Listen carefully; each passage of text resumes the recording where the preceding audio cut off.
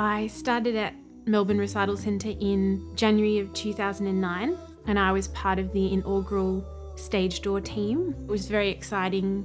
I'd never worked in a performance venue before. It was a big learning curve for me, and loved it. And it developed or fostered my career in the performing arts. I look after all of the logistics of the show, so all of the scheduling, all of the technical rostering, hiring and external equipment. Once all of that is organised, I am there on the day as the main contact stage manager. So I'm running all of the rehearsals, keeping everyone to time. And then once the show starts, I'm running the show as well. There is quite a variety of people that have been performing here since the centre opened. And so they feel like the hall or the salon is their second home. And then you have a lot of international guests that come to the centre for the first time, and they're just so blown away by the space. For example, we had Moses Sumney, who I'm a huge fan of, and I was so excited that he'd be performing at the centre, and he was so swept away by the room and the acoustics and the fact that he got his own dressing room and it had his name on it. And so you feel really proud that people just are so excited to be there and to explore how they sound there. And I don't think anyone's ever stepped off stage and they haven't been thrilled with the experience of it. The salon is such a versatile room.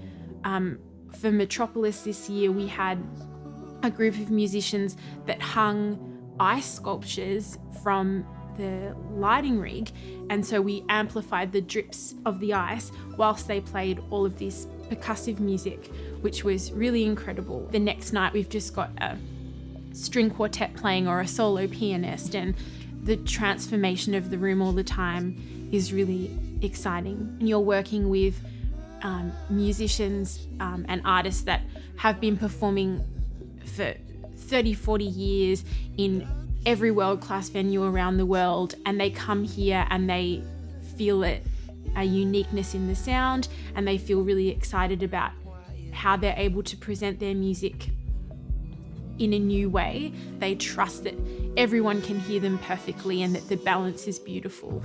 And I think having that trust in the venue from their first impression of it just means you have such a magical performance, and that they come off stage and feel really proud of what they've produced and that they've worked hard and that they deserve, their 4 encores. And that's really amazing, especially because you just watch the way someone who performs all the time walks onto stage, and it's like something you've never seen before. Like, they're just full of energy and so excited to get out there. The centre's constantly challenging itself and asking ourselves, what music do audience want to hear, and what do they want from us as a venue? By constantly asking those questions and constantly having rich, diverse programming means that we're always providing that. And we will continue to ask those questions so that we never feel irrelevant, and that we're constantly pursuing new things and growing and changing